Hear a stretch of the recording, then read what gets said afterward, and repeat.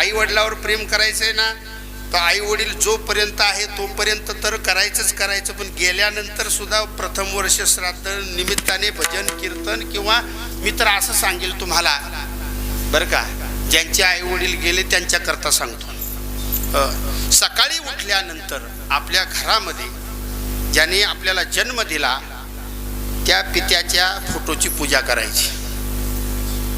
आई गेलेली असेल तर आईच्या फोटोची पूजा करायची. म्हणजे काय करायचं, काही नाही, पुसायचं, आपलं फुल तुळस जे काय असेल ते व्हायचं. दिवस चांगला गेल्याशिवाय राहणार नाही.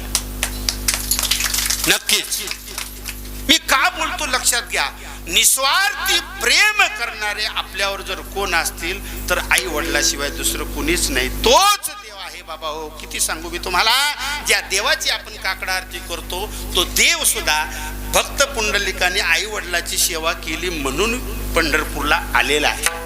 मी कशा करता बोलतोय, प्रेम करायचं ना, तर असं करायचं.